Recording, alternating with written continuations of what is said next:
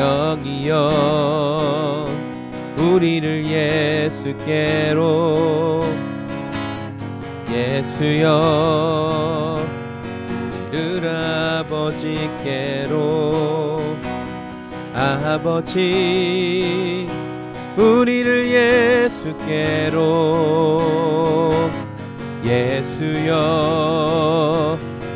우리를 성령께로 인도하소서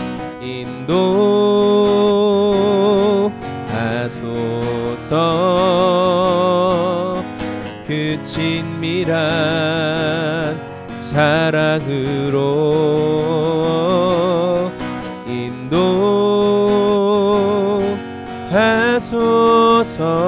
인도하소서 그 영원한 사귐으로 주님 인도하소서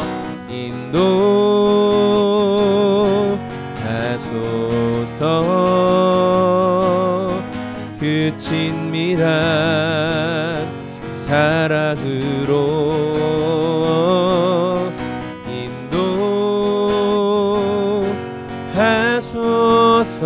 인도하소서 그 영원한 사귐으로 그 영원한 사귐으로 그 영원한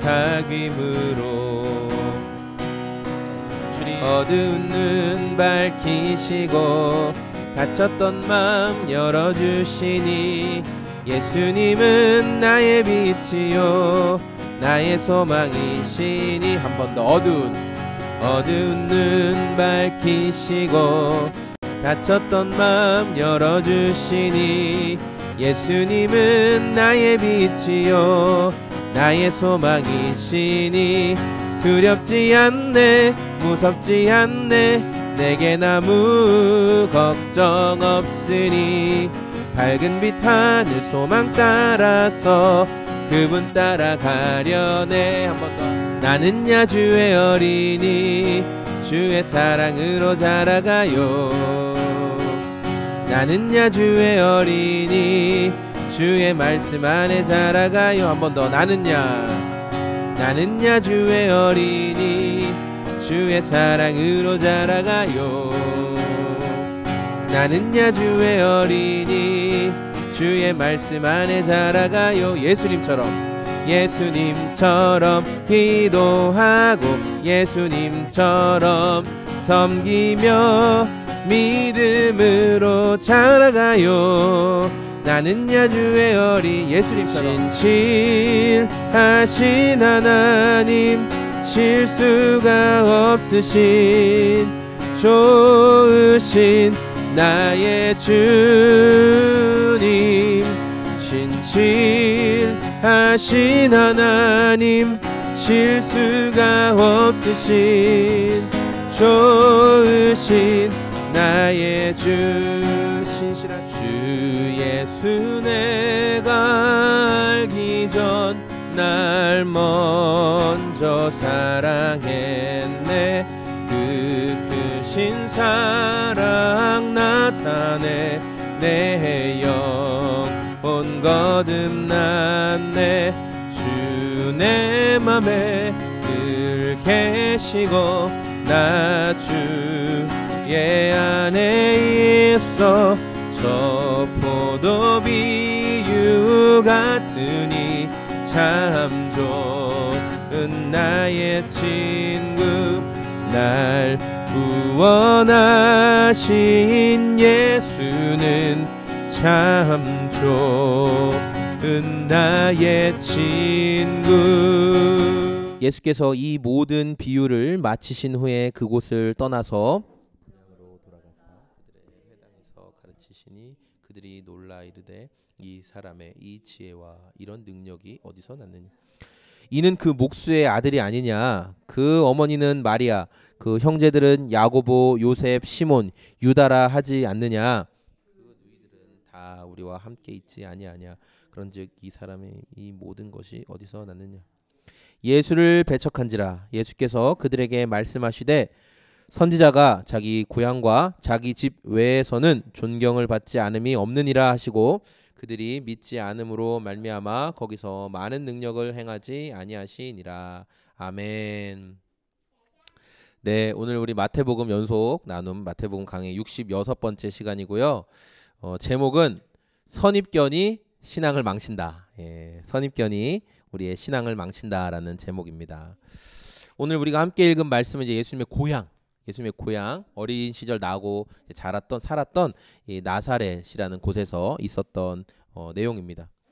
예수님 주변에 엄청나게 많은 사람들이 몰려들었어요. 예수님 어디 가시든지 이제 많은 사람들이 몰려들었는데 흔히 말해서 이런 사람들 요새 인플루언서라고 하죠. 그래서 막 인싸 이런 말 들어보셨어요? 인플루언서, 영향력 있는 사람이 이제 된 거예요. 그래서 우리가 누군가한테 당신은 성공하고 싶습니까? 실패하고 싶습니까? 라고 물어보면 나는 실패하기를 원합니다. 이런 사람 아무도 없을 거예요. 그렇죠? 다 성공하고 싶어해요.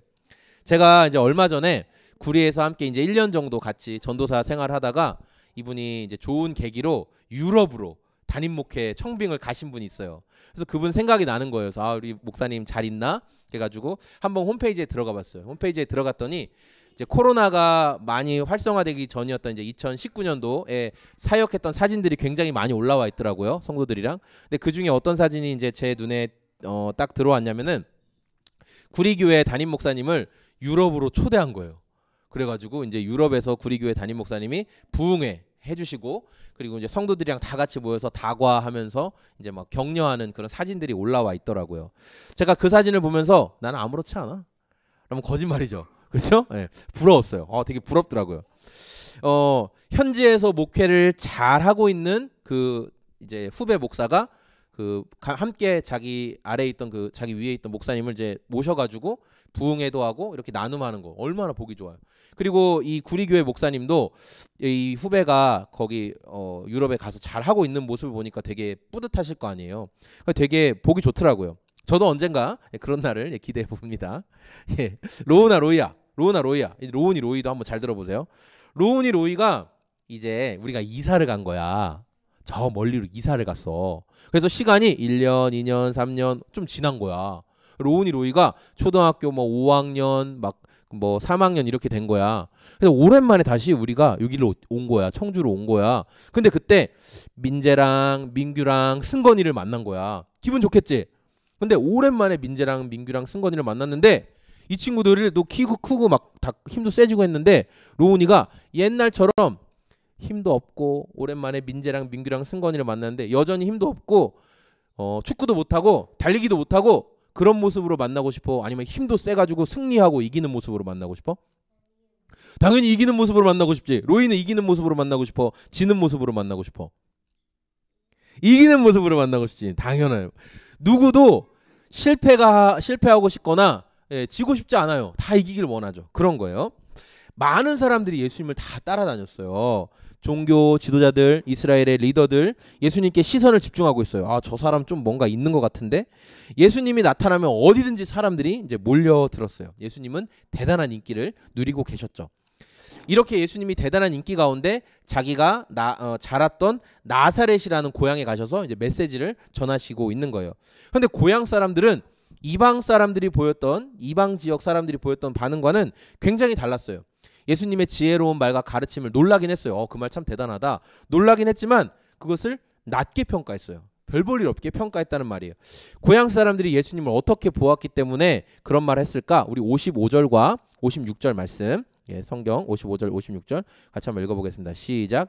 이는 그 목수의 아들이 아니냐? 그 어머니는 마리아, 그 형제들은 야고보, 요셉, 시몬, 유다라 하지 않느냐? 그 누이들은 다 우리와 함께 있지 아니하냐? 그런즉 이 사람의 이 모든 것이 어디서 났느냐? 그러니까 이 말이 무슨 말이냐면 우리가 예수에 대해서 얼마나 잘 아는데 그 어린 시절부터 다 봐왔는데 뭐 저게 뭐가 대단해 이제 이런 표현이에요. 모르는 것보다 어설프게 아는 게 더 위험하죠. 모르는 것보다 어설프게 아는 게 더 위험해요. 선입견을 가지고 예수님께 나아가면은 그래서 우리가 올바른 답을 얻을 수가 없어요. 예수님의 고향 사람들은 그 사람들이 가지고 있던 이 선입견 때문에 예수님을 만났지만 구원을 얻지 못했어요. 구원을 얻지 못했어요. 선입견은 우리가 믿음의 경주를 하는데 굉장히 큰 장애물이 되거든요. 그래서 우리가 매일의 삶 속에서 내가 주님을 선입견 없이 정말 잘 따르고 있는지, 혹시 내 안에 어떤 선입견, 예수님은 이렇게 해야 돼, 하나님은 이건 할 수 있고 이건 못해, 어떤 이런 선입견에 우리가 굳어져 있지 않은지를 스스로 매일매일 점검해 봐야 돼요. 그래서 저는 오늘 이 말씀을 통해서 우리 그리스도인들이 빠질 수 있는 선입견의 함정이 어떤 것인지를 함께 좀 살펴보려고 합니다. 첫 번째, 우리 그리스도인들이 빠질 수 있는 선입견의 함정 뭐냐면, 예수님에 대해서 잘 안다라고 생각하는 거예요. 내가 이제 이 정도면 예수님에 대해서 잘 안다라는 생각이죠. 우리 다시 한번 55절과 56절 말씀 읽어보겠습니다. 시작.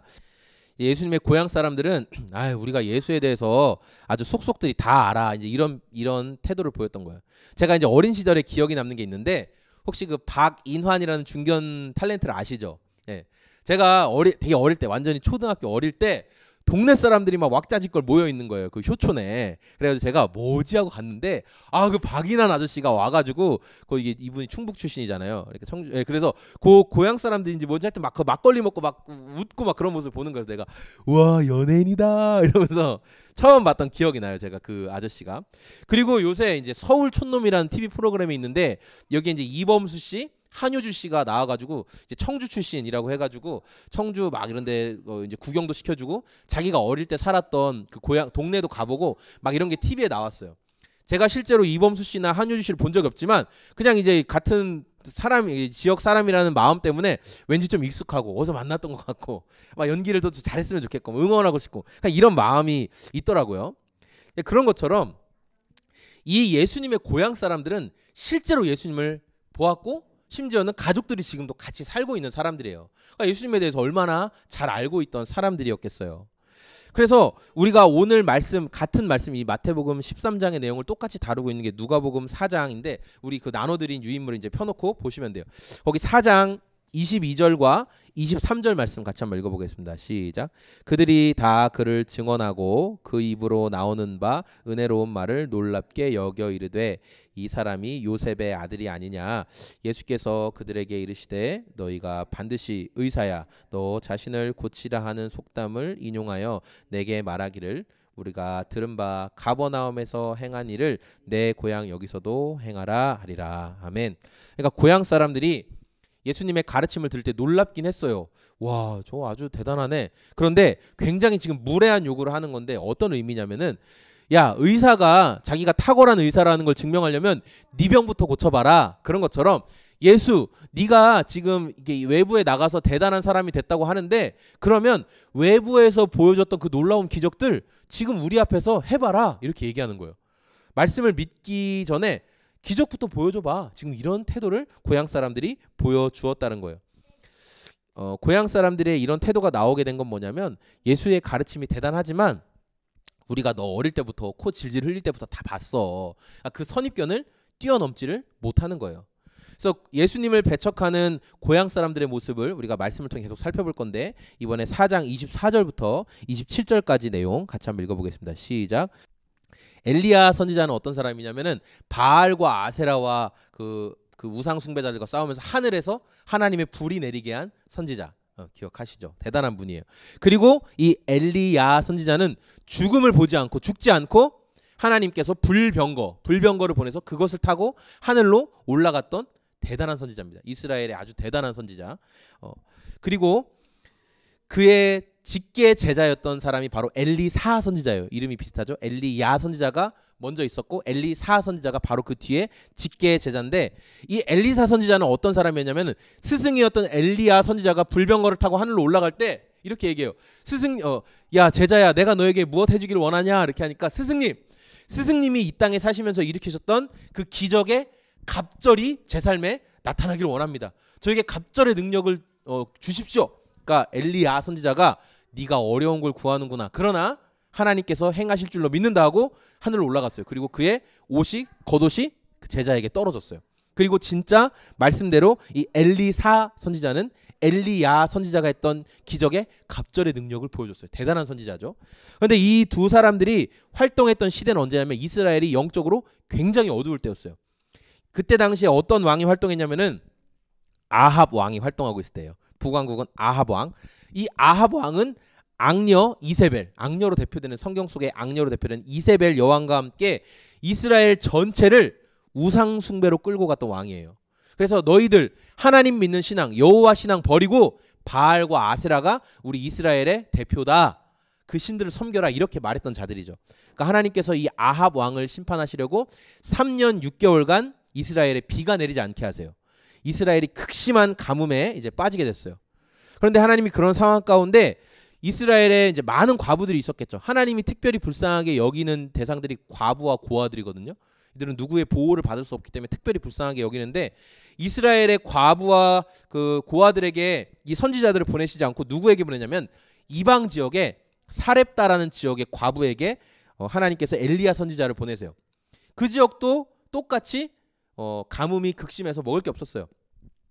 엘리야 선지자가 사렙다 과부에게 가니까 사렙다 과부가 뭐 하고 있었냐면은 나뭇가지를 모으고 있었어요. 그러니까 엘리야 선지자가 뭐 하냐 물어봤어요. 그러니까 이 과부가 하는 말이 저에게 밀가루 한 줌과 그 기름 조금이 남아 있습니다. 이 병에. 그래서 지금 이거를 모아가지고 빵을 만들어서 우리 아들과 내가 나눠 먹고 죽을 생각입니다. 이렇게 말했어요. 그러니까 이 엘리야 선지자가 굉장히 어려운 부탁을 하는데 뭐냐면 너 그 빵 너희가 먹고 죽지 말고 그 빵을 먼저 나에게 구워서 줘라 이렇게 얘기해요. 이게 좀 우리가 보기엔 되게 무례한 거죠. 그 빵 나에게 먼저 줘라. 로우나 들어본 이야기지? 그 빵 나에게 먼저 주라. 근데 이 사렙다 과부가 그 말에 순종해요. 그래서 빵을 만들어서 선지자에게 먼저 줘요. 그리고 그 뒤에 어떤 일이 벌어졌냐면 한 줌밖에 남지 않았던 밀가루통에서 밀가루가 계속 나오는 거예요. 병에 조금밖에 없었던 기름에서 기름이 계속 나오는 거예요. 언제까지? 다시 이스라엘에 비가 내릴 때까지. 하나님이 그 가정을 돌보아 주셨어요. 그리고 엘리사 선지자 시대에는 여러 환자들이 많이 있어요. 나병이라는 것은 그때 당시에 그 사람이 고칠 수 없는 하늘의 하늘의 병이라고 여겨진 거예요. 그때 이방 나라의 장군이었던 나아만이 있었어요. 이 나아만 장군이 하나님의 병 고쳐주심의 혜택을 받게 되는데 이스라엘 사람들은 혜택을 못 받고 이방 사람들이 이 혜택을 받았다라고 예수님이 말씀을 하시는 거예요. 왜 과거 이스라엘이 영적으로 어두울 때 메시지를 예수님이 비유로 말씀하실까? 그것은 예수님이 지금 빛으로 고향에 오셨어요.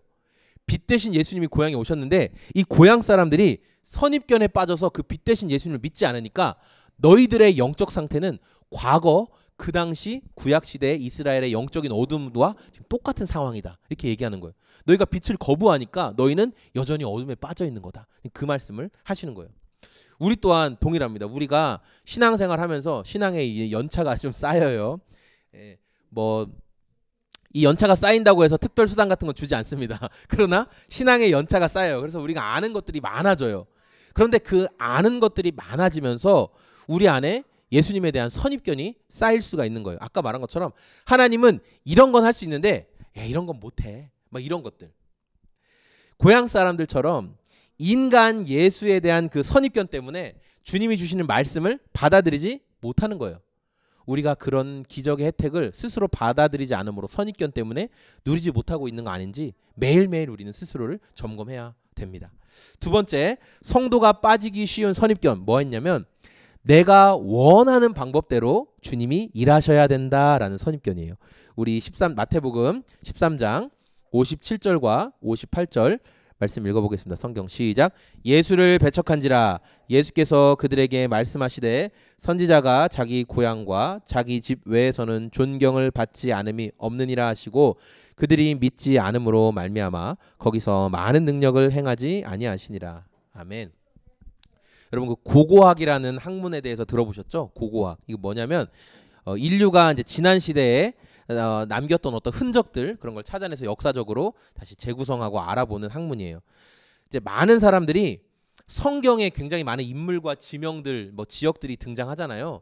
근데 많은 학자들이 초기에는 이거 성경에 나온 내용들이 허구가 굉장히 많다 이렇게 생각을 했어요. 그런데 이 성경의 말씀을 실제로 믿고 이 지명대로 찾아가서 땅을 파고 연구하는 이 사람들 성서 고고학자라고 하는데 이 성서 고고학자들이 성경에 나온 지명대로 찾아가서 땅을 파고 발굴하다 보니까 실제로 역사적인 유물이 많이 나온 거예요. 그래서 성경에 나온 내용이 사실이다. 헷 족속 히타이트라는 민족은 없다고 생각했는데 실제로 그 유물들이 나오면서 그게 진짜구나. 막 이런 것들이 막 발견이 되고 있어요. 그래서 이 고고학자들이 뭐라고 얘기하냐면은 예수님의 어린 시절을 보냈다고 하는 이 나사렛이라는 동네는 구약 성경에는 아예 등장을 안 해요. 그래서 이 나사렛이라는 곳이 실제로 존재했느냐 이런 이야기들이 있다가 기원전 2세기경에, 그러니까 예수님 태어나심으로 기원 후가 되잖아요.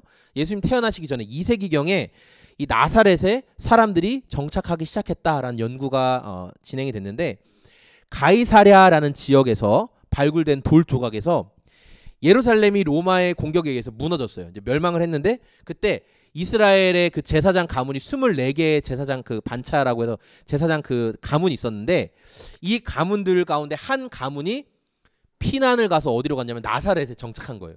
그러니까 나사렛의 초기 정착민은 제사장 가문이 거기에 정착을 한 거예요. 그러니까 나사렛이라는 곳의 폐쇄성을 볼 수 있겠죠. 제사장 가문이니까 얼마나 우리는 하나님만 섬긴다. 또 피난민들, 우리도 지금 그 이북에서 피난 오신 분들이 그 굉장히 반공 이런 거 강하시잖아요. 그런 것처럼 얼마나 그 로마에 대해서는 적대적이고 이방인들에 대해서는 적대적이고 이런 마음이 있을 거 아니에요. 굉장히 폐쇄적인 분들이 이제 나사렛에 정착을 한 거예요. 예수님 당시에 나사렛 인구를 학자들마다 좀 다르지만 많게는 약 400명, 적게는 400명, 많게는 약 1,500명 정도 아마 그 사람들이 살았을 것이다. 그러니까 큰 곳이 아니에요. 굉장히 적은 곳인데, 그래서 나사렛은 온통 유대인들만 살고 있는 거예요. 우리로 치면 뭐 누구누구 씨 집성촌 막 그런 거예요. 그래서 나사렛 사람들은 자연스럽게 민족주의가 굉장히 강한 거예요. 우리 민족, 여호와 믿는 신앙, 이게 굉장히 강했어요. 어릴 때부터 그것을 가지고 자라는 거예요. 그래서 이런 상황적 배경을 생각하면서 왜 나사렛 고향 사람들이 예수님을 배척했는가를 이해하면 이제 이해가 좀 더 쉬워지는데, 예수님이 안식일에 나사렛 회당, 고향 회당에 가서 말씀을 전하셨어요. 그 당시 회당 예배에서는 회당 인도자가, 예배 인도자가 그 훌륭한 사람이 찾아오면 그 사람에게 선생님 이 말씀을 좀 읽어주시고 이 말씀을 해석해 주세요, 풀이해 주세요, 이런 이제 시간을 갖거든요. 그래서 사도행전에 보면은 바울과 바나바가 비시디아 안디옥이라는 지역에서 회당에서 말씀을 전할 때 회당장이 이 말씀을 우리에게 좀 해석해줘라, 권면한 말씀을 좀 해주라, 그러니까 설교 좀 해줘라, 이렇게 요청을 하는 내용이 동시에 나와요. 그래서 예수님이 회당에서 말씀을 읽었는데 뭘 읽었냐면 이사야서 말씀을 읽으세요. 요즘 로운이가 굉장히 초조한 게 있어요. 로운아, 요즘 로운이를 초조하게 하는 게 뭐냐면은 한글을 못 읽는 거. 맞지?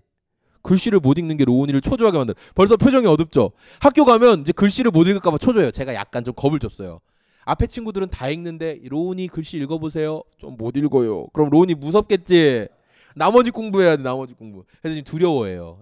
글씨를 못 읽는다는 거. 근데 그 당시에 예수님 당시에 그 지역 사람들도 이런 분위기였어요. 뭐냐면 예수님이 회당에서 이사야서 구약 성경을 쫙 펴서 줄줄줄 읽는 걸 보고 와, 예수 대단하다 이렇게 생각한 거예요. 왜 그러냐면 그 당시 성경은 히브리어로 적혀 있었고 사람들이 쓰는 말은 아람어라는 말이었어요. 그러니까 히브리 말을 안다는 것 자체, 히브리어를 읽을 수 있다는 것 자체가 대단한 거예요. 아니 우리가 다 알던 그 코올릭의 예수가 언제 히브리어를 익혔지? 언제 저렇게 똑똑해졌지? 고향 사람들은 의아하게 생각을 했다는 거죠. 근데 예수님이 읽어주신 말씀이 뭐냐면 이사야서 61장 말씀이에요. 누가복음에 이 내용이 기록되고 있는데 우리 누가복음 4장 17절부터 20절까지 한번 천천히 읽어보겠습니다. 시작. 굉장히 좋은 말씀이잖아요. 메시아가 오시면 이스라엘을 이렇게 회복시켜 주신다, 이스라엘이 이렇게 살아날 거다, 이런 위로의 메시지예요.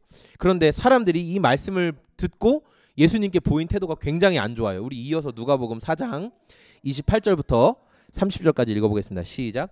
회당에 있는 자들이 이것을 듣고 다 크게 화가 나서 일어나 동네 밖으로 쫓아내어 그 동네가 건설된 산 낭떠러지까지 끌고 가서 밀쳐 떨어뜨리고자 하되 예수께서 그들 가운데로 지나서 가시니라. 그러니까 고향 사람들이 예수님의 이 이사야서 말씀 해석을 듣고 너무너무 분노해서 낭떠러지에서 밀어 죽여버려야 되겠다, 이렇게 말할 정도로 분노한 거예요. 이 고향 사람들이 이렇게 말씀을 듣고 분노한 이유는 뭐냐면 예수님이 이 이사야서 말씀을 자기가 원하는 방향대로 해석해주지 않았기 때문이에요. 어떤 게 그 자기가 원하는 대로 해석을 안 해준 거냐? 이사야서 61절에 보면 61장 1절과 2절에 보면 예수님이 의도적으로 읽지 않은 내용이 나와요. 그 읽으신 구절엔 있는데 예수님이 그 부분을 일부러 빼고 읽지 않으셨어요. 뭐냐면 제가 읽어드릴게요. 이사야서 61장 1절에 나와요. 주 여호와의 영이 내게 내리셨으니 이는 여호와께서 내게 기름을 부으사 가난한 자에게 아름다운 소식을 전하게 하려 하심이라. 나를 보내사 마음이 상한 자를 고치며 포로된 자에게 자유를, 갇힌 자에게 노임을 선포하며. 이건 나오죠. 이건 아까 그대로 읽으신 거예요. 여호와의 은혜의 해와, 이것도 나와요. 근데 예수님은 어떻게 끝내셨냐면 여호와의 은혜의 해를 선포하게 하려 하심이라 이렇게 끝내셨어요. 그런데 실제로 이사야서 61장 2절에는 이게 나와요. 우리 하나님의 보복의 날을 선포하며 모든 슬픈 자를 위로하되. 이 부분을 예수님이 일부러 안 읽으셨어요. 여호와의 은혜를 선포하고 보복의 날이 있다라는 부분을 읽지 않았어요. 민족주의 성향이 강했던 나사렛 사람들에게는 하나님이 보복해 주실 거야. 우리 갈릴리를 차지했던 저 이방인들을 하나님이 보복해 주실 거야. 메시아가 오면 하나님의 보복의 날이 있을 거야라는 걸 늘 기대하고 이사야서 61장 말씀을 들을 때마다 하나님의 보복의 날이 있어. 항상 그것을 생각했는데 예수님이 의도적으로 보복의 날을 빼버리고 읽지 않으신 거예요. 그리고 오히려 이방인들이 뭔가 구원을 받고 이방인들이 위로를 받고 막 이런 얘기를 하니까 얼마나 화가 나겠어요. 뭐야 이거? 하나님이 보복의 날이 있어야 되는데 왜 성경을 저따위로 해석해? 이렇게 된 거죠. 이해되시죠? 그러니까 이 사람들의 마음이 분노를 하게 된 거예요. 하나님이 복수해 주셔야 되는데, 갈릴리를 다시 회복시켜 주셔야 되는데, 우리 유대인들이 다시 갈릴리를 차지해야 되는데 지금 나사렛으로 피난온 거잖아요. 다시 우리의 땅을 회복시켜 주셔야 되는데, 아니 어떻게 메시아라고 말하는 예수가 그 부분을 쏙 빼놓고 성경을 해석할 수 있어. 화가 난 거죠. 내가 생각한 대로, 내가 원하는 방향대로 말씀이 풀어지고 기도의 응답이 일어나야 되는데 그렇게 되지 않으니까 고향 사람들이 예수님께 적대감을 드러내는 거예요. 죽여버려야 된다, 이렇게 말이 나온 거예요. 이런 적대하는 사람들을 보시고 예수님 뭐라고 말씀하세요? 선지자가 고향에서는 존중을 못 받는다. 그러면서 예수님이 엄청난 능력과 기적을 행하실 수 있지만 의도적으로 기적과 능력을 행하지 않으세요. 선입견의 함정에 빠지면 이렇게 되는 거예요. 말씀을 그렇게 해석해야 되는데 아니 이렇게 해석한단 말이야? 저거 쓰레기야, 이렇게 말하는 거예요. 근데 그걸 누구한테? 물론 목사가 잘못 성경을 해석할 수 있을 거예요. 그런데 예수님이 지금 해석하시는 거에 대해서 저건 잘못됐다고 말하는 건 땡이죠. 율법의 완성이신데, 성경 그 자체이신 분이신데. 우리가 선입견의 함정에 빠지면 들어도 보아도 진짜 신앙을 갖지 못한다는 게 여기에 나오는 거예요. 오늘 말씀을 정리할 거예요. 예수님은 많은 사람들에게 이제 관심과 영향력을 받으셨어요. 그래서 사람들이 예수님이 가는 곳이라면 어디든 다 따라갔어요. 예. 몰려들어서 기적과 그분의 말씀을 듣기를 원했어요. 이제 예수님이 고향에 돌아오셨어요. 고향에서 예수님이 성경을 읽고 말씀을 풀이해 주셨는데 고향 사람들의 반응이 너무 달라요. 아주 안 좋아요. 아주 부정적이에요. 고향 사람들은 예수님을 선입견을 가지고 바라보았기 때문이에요. 그렇죠? 자기가 가지고 있는 생각대로 말씀이 해석이 돼야 된다, 그렇게 생각을 했어요. 아, 내가 다 아는 꼬맹이, 저 로이 어릴 때부터 봤으니까 저 꼬맹이들 저것들 뭐 대단하겠어? 이런 생각들. 자기가 다 아는 이사야서 말씀, 하나님의 보복의 날이 있을 것이다. 근데 그거를 그렇게 해석을 안 해주니까 이스라엘 사람들 마음에는, 고향 사람들 마음에는 분노가 일어나는 거예요. 그러니까 예수님이 그들에게 기적을 보여주시지 않았어요. 엘리사 선지자를 통해서 아까 나병을 고침받은 나아만 장군 이야기를 한번 생각해 보세요. 용맹한 장군이었고 이스라엘을 정복한 나라의 장군이었어요. 이스라엘의 정복자예요, 이 나아만은. 근데 자기 몸에 이 고칠 수 없는 나병이 생기니까 자존심을 다 내려놓고 이스라엘의 엘리사 선지자를 찾아갔어요.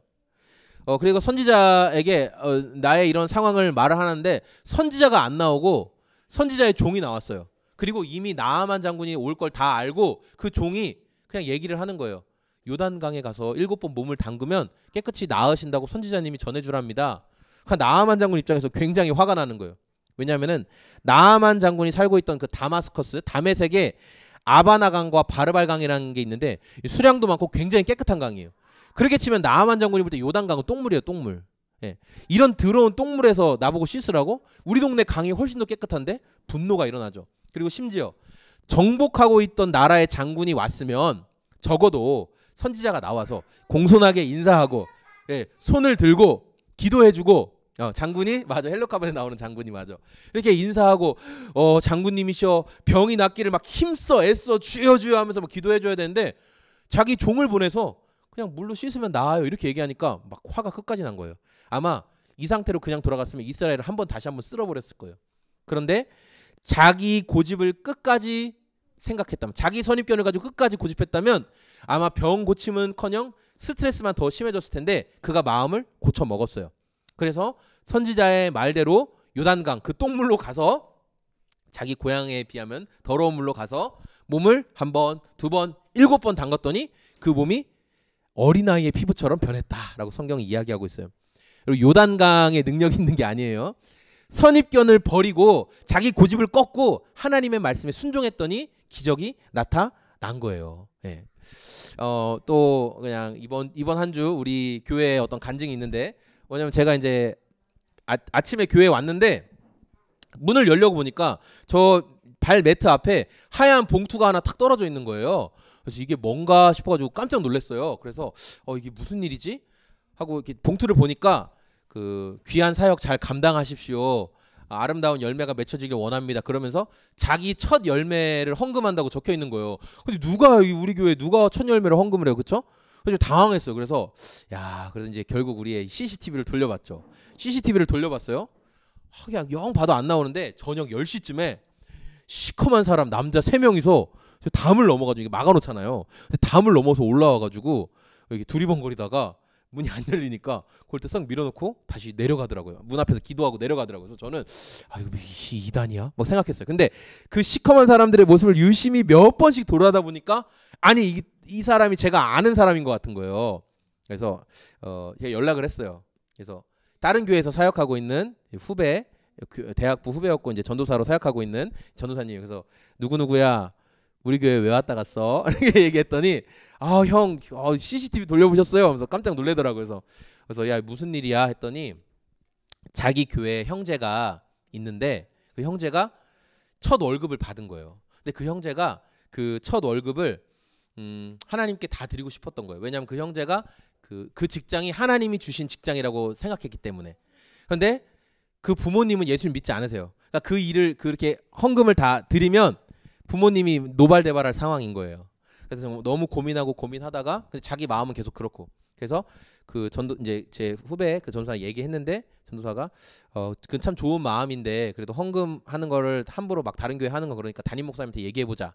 담임 목사님한테 얘기하니까 담임 목사님이 그렇게 해라 얘기해서 그 헌금의 절반을 나눠서 절반은 교회에 하고 절반은 이제 우리 교회 하기로 했는데, 우리 교회가 어떻게 생각났냐면 그 전도사랑 이야기하다가 이제 제 얘기를 했나 봐요. 어떤 연유에 의해서. 그래서 어떤 개척한 형이 있는데 이렇게 잘 하고 있다. 뭐 형이 뭐 믿음을 가지고. 그러니까 그거에 그 형제가 좀 도전이 됐나 봐요. 그래서 그 교회에 꼭 이렇게 이걸 좀 했으면 좋겠다. 그래서 이제 밤에 왔던 거예요. 그래서 와서 했고. 근데 그 어머니가 굉장히 싫어할 거라고 생각했는데 어머니가 막상 그 얘기를 했더니 오케이 하신 게 뭐냐면 그 형제가 예수님을 믿고 공황장애가 해서 회복되고 이제 술 담배도 다 끊고 삶이 많이 변한 걸 보고 어머니가 그거 너 진짜구나 그래서 인정을 하셨다는 거예요.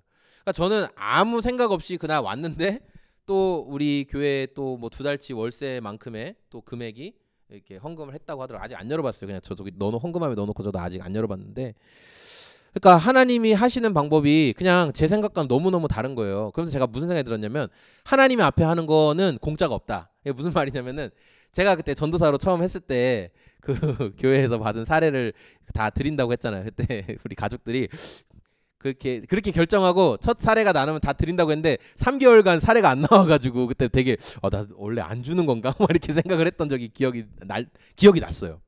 그때 했잖아요. 그렇게 그냥 너 학비 써야 된다 이렇게 얘기했지만 그냥 하겠다고 그렇게 했는데 그냥 그런 건가? 뭐 그냥 그런 생각이 들었어요. 우리가 선입견을 가지고 하나님의 일하심을 대하면은 내 수준을 못 벗어나죠.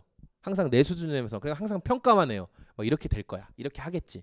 그러나 우리가 예수님의 고향 사람들처럼 행하는 것이 아니라 선입견을 버리고 예수님을 바라보면 기적이 일어나는 거예요. 진짜 기적적인 일들이 많이 일어나는 거예요.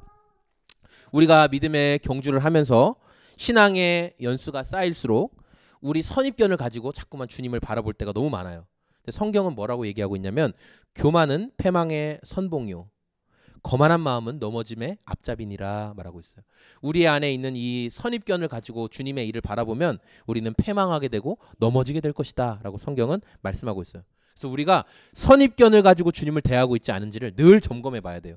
그래서 우리 소금제작소교회 성도님들은 매일매일 주님이 보여주시는 만큼만 겸손하게 따라가는 거예요. 아, 오늘은 5m만큼 가라고 하시는구나. 5m만큼만 가는 거예요. 아, 오늘은 그냥 멈춰 있으라고 하시는구나. 그냥 멈춰 있는 거예요. 한 걸음씩 한 걸음씩. 그렇게 겸손하게 주님을 따름으로 우리가 선입견을 버리고 주님과 동행할 수 있는 우리 소금제작소교회 성도님들 되시기를 말씀으로 권면드립니다.